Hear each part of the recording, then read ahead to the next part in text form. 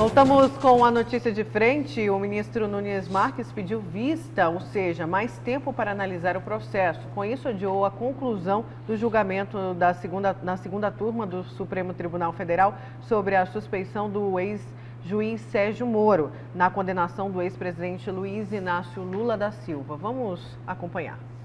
O presidente da segunda turma do Supremo, o ministro Gilmar Mendes, decidiu pautar o julgamento da suspeição do ex-juiz em relação às condenações de Lula no fim da manhã.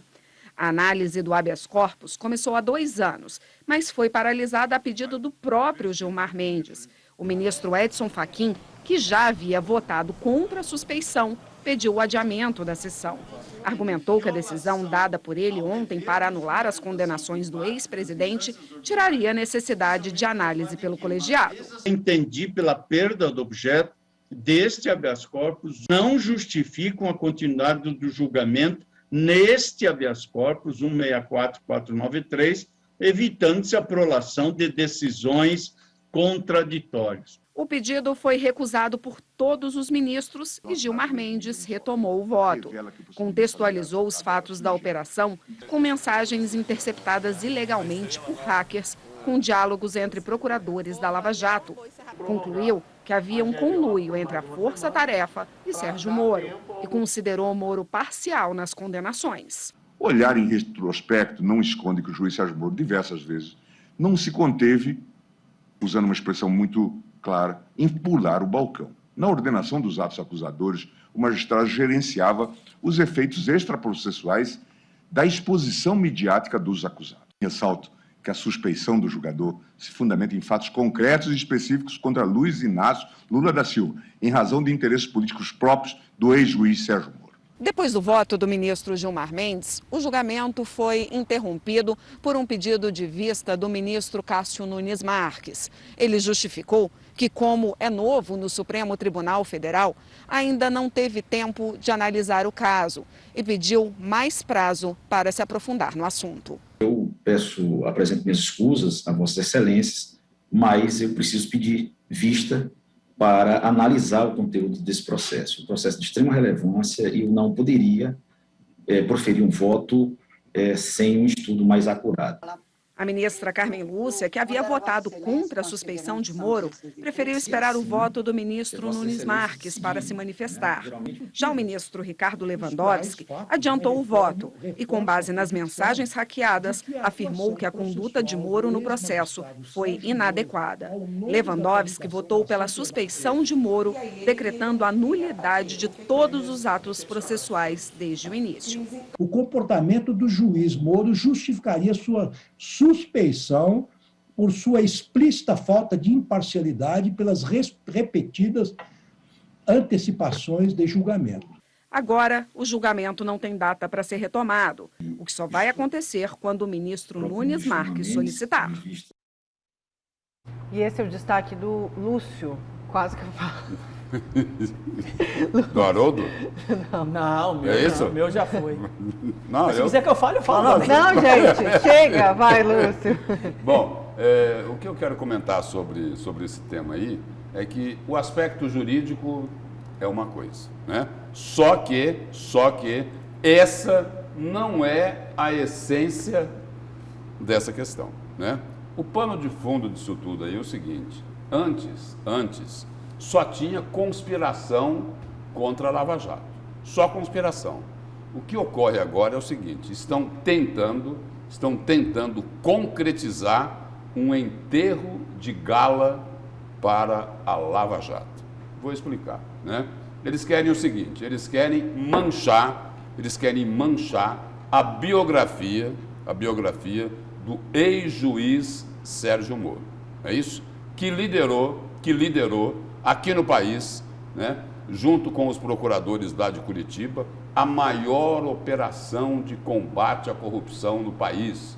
Colocou muito bandido, muito ladrão na cadeia. Por exemplo, a sociedade aplaudiu quando viu lá os empreiteiros que formaram um clube, né, para enfiar a mão nos cofres da Petrobras, do Banco do Brasil, da Caixa Econômica, dos fundos de pensão. Então é o seguinte: todo mundo aplaudiu. Aí o seguinte, aí eles demoram 4 anos para anular as condenações do ex-presidente Luiz Inácio Lula da Silva, da sentença, primeiro lá do triplex do Guarujá, que foi sentenciado pelo ex-juiz Sérgio Moro.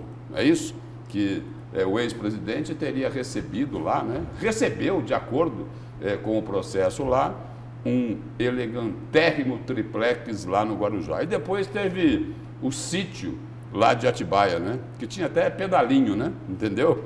A imprensa chegou a mostrar muito isso. Então, o pano de fundo é essa questão aí para enterrar definitivamente, né, um enterro de gala para a Operação Lava Jato. Interessante que nessa manifestação do ministro Gilmar Mendes, né, no voto dele, ele falou, olha, só vale para o Lula, tá? Não vale para mais ninguém, só para o Lula.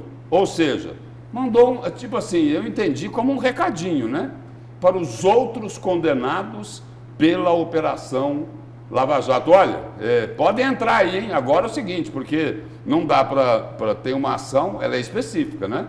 Os advogados de Luiz Inácio Lula da Silva entraram questionando a imparcialidade de Sérgio Moro. É lógico que o Supremo Tribunal Federal só pode decidir em cima do que pediu, do que solicitou a defesa do ex-presidente Lula. Mas avisou, falou, olha, só vale para o Lula, não vale para os outros condenados lá da Operação Lava Jato. Ou seja, daqui a pouquinho, não, já vai ter assim, um monte de pedidos falando, olha, nós também queremos que sejam anuladas as condenações da Lava Jato, da empreiteira A, B, C, D, E, né? Porque o juiz foi imparcial, foi parcial.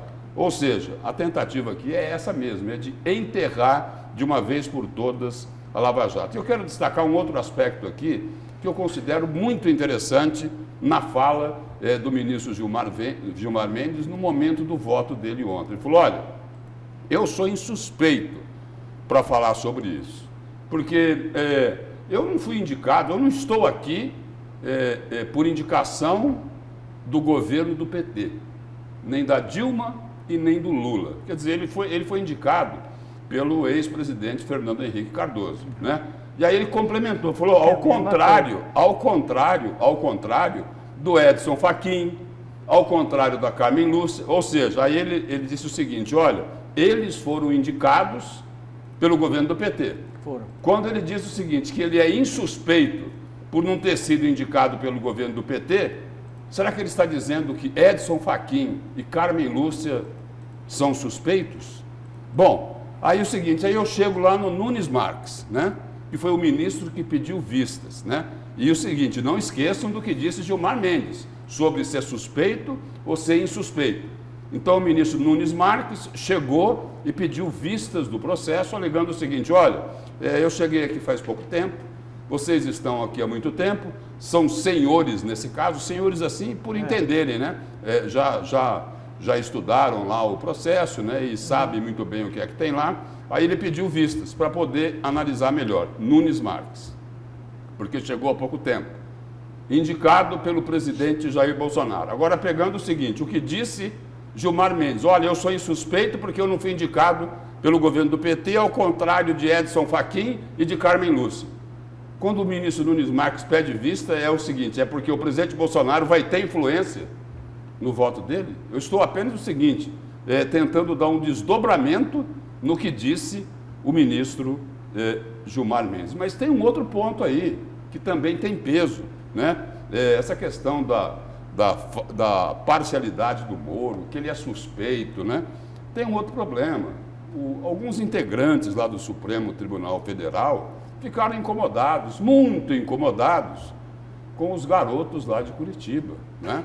Os garotos lá são os procuradores do Ministério Público Federal, porque eles andaram descobrindo nessas investigações aí algumas peripécias, né, de alguns integrantes do Supremo Tribunal Federal. Então é o seguinte, ficaram incomodados, não gostaram disso, e eu trago aqui, eu quero colocar um registro aqui, quero colocar um registro sobre o que aconteceu em Mato Grosso alguns anos atrás.